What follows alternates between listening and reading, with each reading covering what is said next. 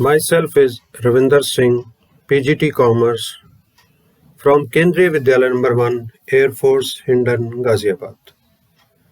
Today my topic is oversubscription from the chapter of accounting for issue of shares. A company may issue shares either for cash or for consideration other than cash. So now what is the meaning of issue of share other than cash? A company may issue share for consideration other than cash, such as against purchase of an asset or purchase of business or services taken, etc. This means कि company जो share issue कर रही है वो किसी भी public में से किसी का भी बिजनेस एसेट्स खरीदने के बाद उसके अगेंस्ट उनको शेयर इशू करती है. Now what is the meaning of issue of shares for cash? Issue of shares for cash means share issued by a company against payment received by check or cash. These shares may be issued at par. At par means at nominal or face values, or at premium more than the nominal or face values. This means कि company simply public को share issue करती है after taking the payment either in cash or check.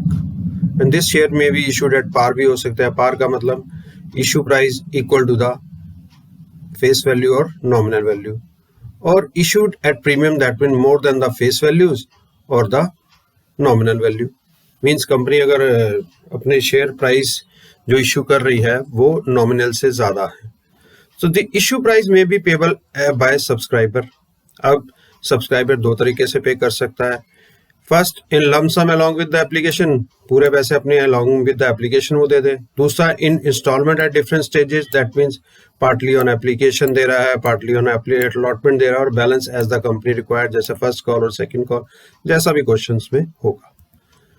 Now issue of share against payment in lump sum, what are the general entries in this case?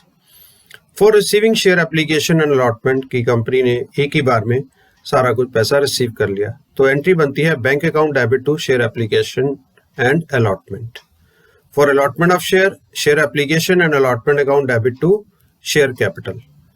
और it may be, अगर company ने premium पर issue किया है तो second entry में share application and allotment account debit to share capital and security premium reserves. This mean simples कि पहले में कंपनी ने पूरा पैसा एक बार में रिसीव कर लिया और उसके बाद वही सारा पैसा transfer to the share capital में कर दिया, इधर वो प्रीमियम पर है और इधर एट पार है.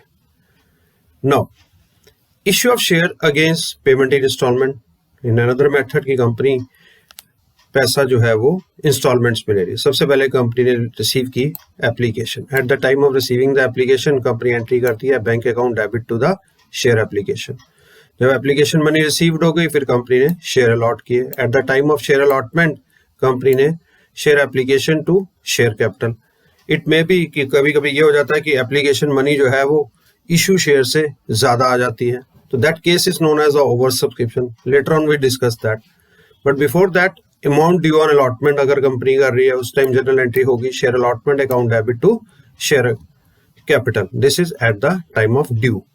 But after due, when the shareholder paid the money, then company received the money of the share allotment, the entry is bank account debit to share allotment. Thereafter, after the first call due, then entry is share first call account debit to share first capital, and receiving the first call money, the company writes bank account debit to share first call account. On the second call due, say share second call account debit to share capital, and on the receiving of share second call bank account debit to share second call, और it may be the third call.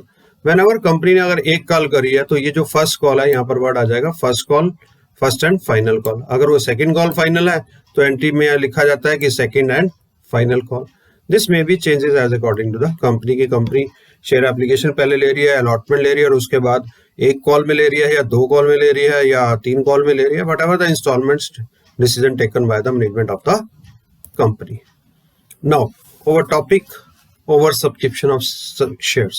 So now, first of all, what is the meaning of over subscription of shares? Shares are said to be oversubscribed when the number of shares applied is more than the number of shares.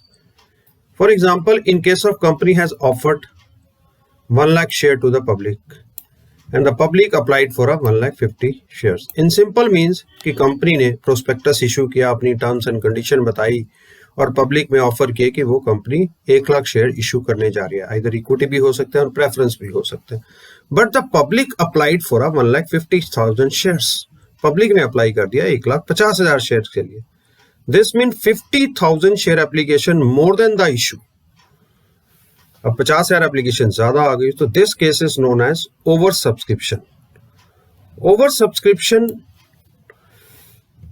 अगर 1 लाख से कम होती तो that known as the under subscription. So before going next slides we have to discuss about the meaning of pro rata allotment of shares. क्या होता है? When issue is over subscribed the company will have the allot the share on the pro rata basis. Pro rata mean proportionately. It means a smaller number of shares are allotted to each applicant according to the number of share applied them. कि कुछ shares सबको दे दिए जाए. ये इस तरह से है कि अगर आपके पास एक सेब है, अगर आप 4 लोगों को बांट रहे हैं, क्लियर, तो उसके प्रोपोर्शनेटली आएगा 1/4 1/4 1/4 1/4 सबको आएगा. अगर 3 लोगों में बांट रहे हैं तो 1/3 1/3 1/3 आएगा.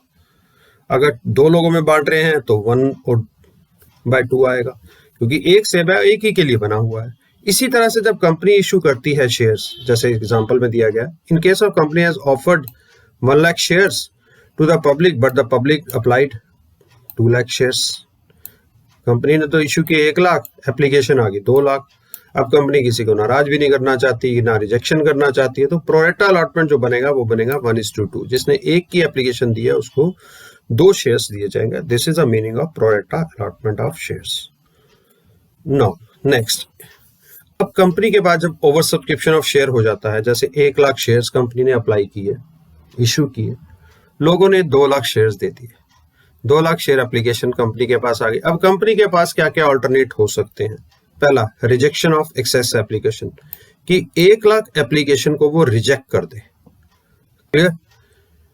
सेकेंड, पार्शियल और प्रो रेटा अलॉटमेंट, कि 1 लाख एप्लीकेशन थी, 2 लाख एप्लीकेशन आ गई, इशू 1 लाख थी, 2 लाख एप्लीकेशन आ गई, तो कंपनी क्या करेगी? 1:2 की रेशो में इशू कर देगी, जैसा अर्लियर एग्जांपल में बताया गया. Third option is rejection as well as pro rata allotment. This is very very important. In this company ने 1 लाख शेयर एप्लीकेशन इशू की, कंपनी के पास आई 2 लाख एप्लीकेशन. अब 2 लाख में से कंपनी ने डिसाइड किया कि 50,000 को वो रिजेक्ट कर देगी, 50,000 को रिजेक्ट एप्लीकेशंस को कर देगी और बाकी रिमेनिंग रह गए 1,50,000. सो 1,50,000 को वो कंपनी इशू करेगी 1 lakh shares. That means 15 share को होल्डर को, 15 शेयर एप्लीकेशन होल्डर को 10 शेयर अलॉट किए जाएंगे. This is the combination of first 2 options, की रिजेक्शन भी हो गया और पार्शियल और प्रो रेटा अलॉटमेंट भी हो गया. इस तरह से कंपनी अपना जो है वो डिसाइड करती है. Now we have to discuss journal entry in case of oversubscription of shares. For application money received, पहले की तरह ही एंट्री है, bank account debit to share application account. अब जब शेयर एप्लीकेशन ज्यादा आ गई तो कंपनी अपना पैसा कैसे एडजस्टमेंट करेगी? सो एप्लीकेशन मनी, सबसे पहले कंपनी अपना जो जितने भी शेयर इश्यूज हैं उसके accordingly application money for allotted share, share application account debit to share capital, इसमें सिर्फ इशू शेयर ही आएंगे. अब रिमेनिंग अगर कंपनी उसको रिजेक्ट करती है तो refund of excess application money, that is share application account debit to bank account. और इन केस ऑफ अगर वो पैसा कंपनी रिफंड नहीं कर रही और वो चाहती है कि एप्लीकेशन मनी को आगे अलॉटमेंट के टाइम एडजस्ट कर लिया जाए, जो भी एक्सेस मनी है, तो एडजस्टमेंट की एंट्री होती है share application account debit to share allotment. और अगर कॉल्स में भी और पैसा बच जाता है तो कॉल्स इन एडवांस में एडजस्ट कर लिया जाता है. तो इन तीनों के लिए अगर हम चाहें तो कंबाइंड एंट्री भी बना सकते हैं, share application account debit to share capital to bank to share allotment to calls in advance. Share capital में जितने शेयर आपने इशू किए हैं सिर्फ उतना ही अमाउंट आप लिख पाएंगे. बैंक अकाउंट में आप रिजेक्टेड अमाउंट लिख पाएंगे कि जितना आप रिजेक्टेड कर रहे हैं उनको रिफंड करना पड़ेगा. और रिमेनिंग पैसा जो एक्सेस अगर आपके पास बच जाता है that is adjustment in the share allotment and calls in advance. In the next we have to show this is a table जिस तरह से आप अपना पैसा एडजस्टमेंट कर सकते हैं। सबसे पहले कैटेगरी कि कौन कौन सी कैटेगरीज में कुछ आपके पास एप्लीकेशंस आई हैं, मिस्टर एक्स की कितनी है, मिस्टर वाई की कितनी है, इस तरह से कितने शेयर एप्लीकेशंस रिसीव्ड हुई, क्लियर, कितने अप्लाई किए गए और उनको आपने कितने कितने अलॉटेड किए और उसकी एप्लीकेशन मनी कितनी आपके पास आई। एंड देयर आफ्टर ये सारी की सारी एप्लीकेशन मनी हम एडजस्ट करते हैं शेयर कैपिटल में, शेयर अलॉटमेंट में, कॉल्स इन एडवांस में और रिफंड में। With the help of this table we can easily find out the answers for this combined entry. इस कंबाइंड एंट्री के लिए हम सारे के सारे एंट्रीज उस टेबल की हेल्प से हम इजीली फाइंड आउट कर सकते हैं। Now this can be explain with the help of this example. In this example, a company invited application 50,000 equity share of rupees 10 each payable as follows. Application के time 3 rupees, allotment में भी 3 and remaining first and final call. Application were received 1,10,000 shares. अब company ने issue किए थे 50,000 और application आ गई 1,10,000. That means 60,000 share application are over subscribed. अब कंपनी उसको कैसे एडजस्ट करेगी? उसके लिए it was decided that to refuse the allotment to the applicant of 10,000 shares, कि 10,000 शेयर होल्डर को कंपनी रिजेक्ट कर देगी, उनके पैसे कंपनी वापस करेगी। To allot 50% to mister X who has applied for a 20,000 shares, कि 20,000 शेयर जो मिस्टर एक्स ने अप्लाई किए थे उसको 50,000 शेयर्स दिए जाएंगे। दैट मीन्स उसको 10,000 शेयर्स दिए जाएंगे।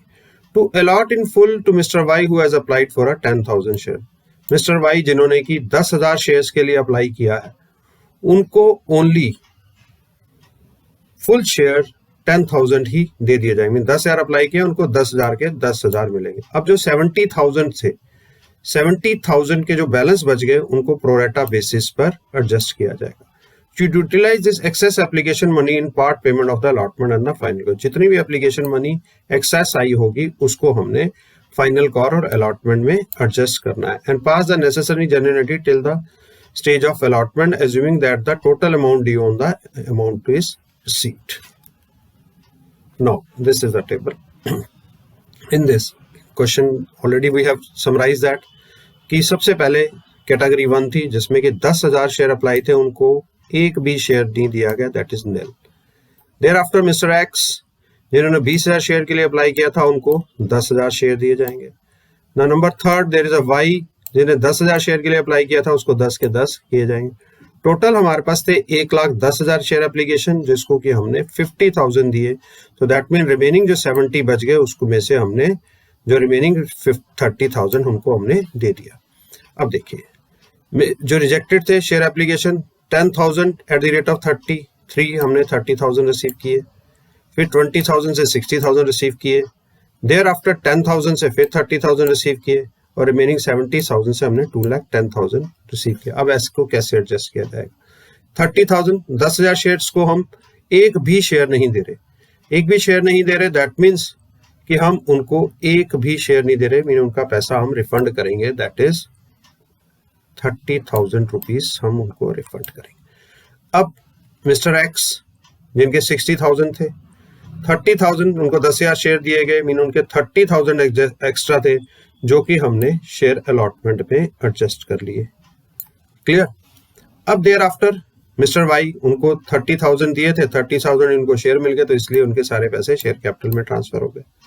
अब आए जो प्रोरेटा बेस था, प्रोरेटा में 2,10,000 रुपये हमने रिसीव किया। Eight the time of share capital हमने उनको देने थे 30,000, दैट मीन्स उनके 90,000 रुपीज तो शेयर कैपिटल में चले गए, बाकी बच गए 1,20,000। 1,20,000 को हमने एडजस्ट कर दिया शेयर अलॉटमेंट और कॉल्स इन एडवांस से। With the help of this table we can easily make the entries like this. Now पहली एंट्री, bank account debit to equity share application, being application money received on 1,10,000 share at the rate of ₹3 per share. अभी question में हमने देखा कि हमने 1,10,000 share application receive की eight the rate of ₹3, so answer हमारा आ गया 3,30,000। अब जो एंट्री है, जो अकाउंटिंग इक्विटी शेयर एप्लीकेशन है, 3,30,000 हमने रिसीव किया, वो कैसे एडजस्ट करना है।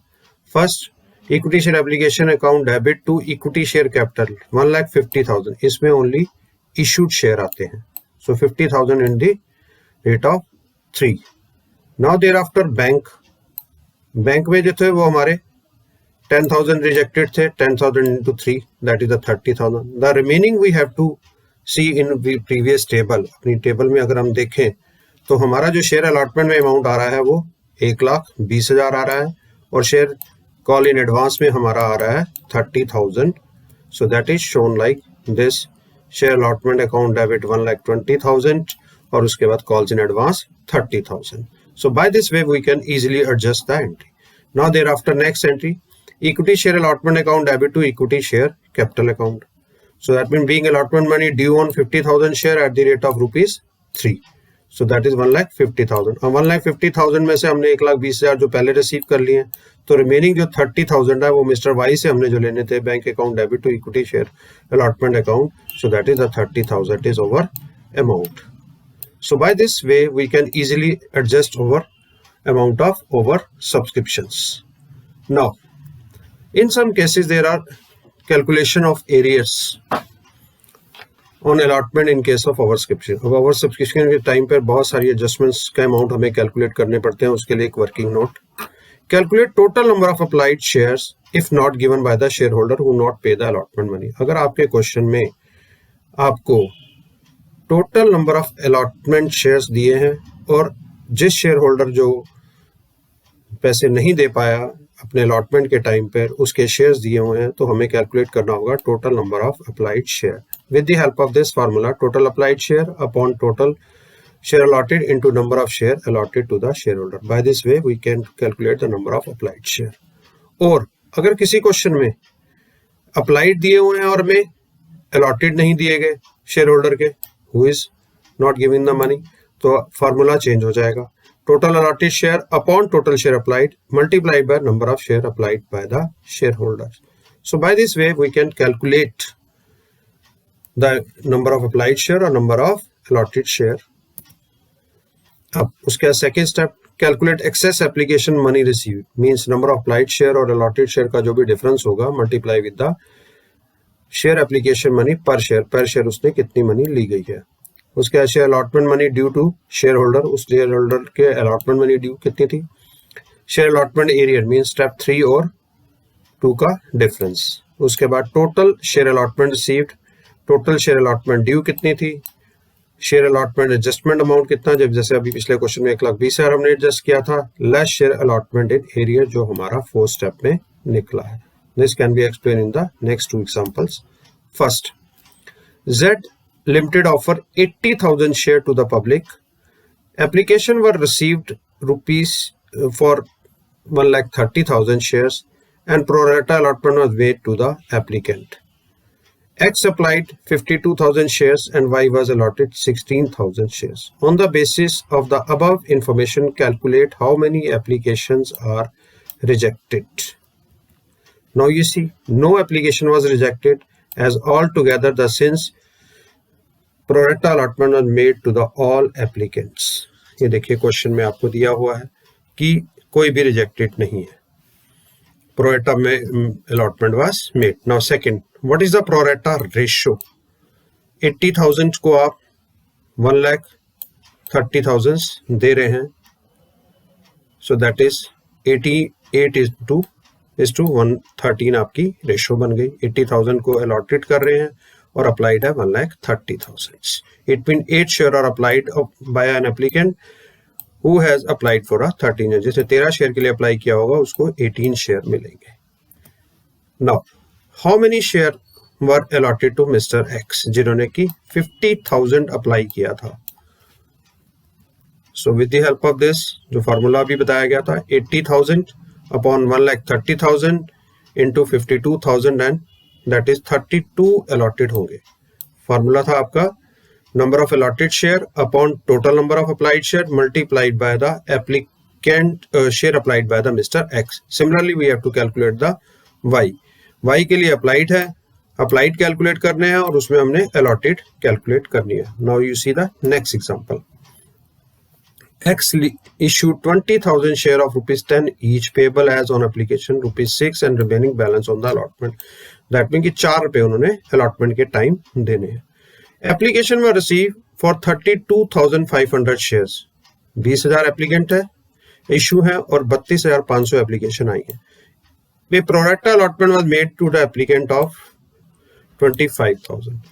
Means remaining 7,500 जो है वो हमारे रिजेक्ट हो जाएंगे. All the shareholder have paid the amount due up to the allotment except Mr. X, who is the allottee of 4,000 shares. Now on the basis of our information, calculate how many applications were rejected. That is 7,500 was rejected. Now अब remaining आपके पास रह गए 25,000 और आपके issue है 20,000. So calculate the pro rata ratio. That is 25,000 को 20,000 आप दे रहे हो तो आपकी रेशियो बन गई 5:4. That means who has applied 5 shares, he can get 4 shares. Now the third question. Calculate the amount due but not paid by Mr. X and calculate the total amount money received. So now total number of shares applied by X, 25,000 divided by 20,000 into 4,000, that is the 5,000. How can we calculate? This is by total number of applied share divided by number of allotted share, total allotted share into allotted share to Mr. X, that is 5,000. अब 5,000 के लिए उसने apply 5,000 apply किए, 4,000 उसको मिले. That means remaining 1,000 की rate पर उसके ₹6 उसने जो दिए, जो उसकी एक्सेस एप्लीकेशन मनी आ गई. अब एक्सेस मनी एप्लीकेशन मनी का मतलब उसको हम कहाँ एडजस्ट करेंगे? उसकी अलॉटमेंट मनी में. वो कैसे होगी कि 4,000 इंटू 4 हमने लेने हैं, ड्यू है उसके 16,000, 6,000 उसके पहले आ गए तो उसका जो एरियर है मिस्टर एक्स का बन गया 10,000 जो उसने पे नहीं किया. That is the third part. In the fourth part, how much is the total money received at the time of allotment. Allotment due थी 20,000 share at the rate of 4, 80,000 due थे. हमने एडजस्ट किए थे 30,000, that is a 5,000 difference at the rate of 6, that is 30,000 हमने receive किए जो transfer to the share application के time हो गया, लेस जो एरियर है 10,000 जो हमने माइनस कर दिया. That answer is 40,000. So by these examples I have explained all the share over subscription amount, how to calculate the share application amount. इनमें different एग्जाम्पल से आपको समझाया गया. अब इसके बाद जो आने वाले मेरे लेसन्स होंगे उसमें फॉर फीचर्स के बाद combination of for feature plus pro rata. With the help of this I can explain all these questions. All your doubt has been solved easily. So thank you. Have a nice day.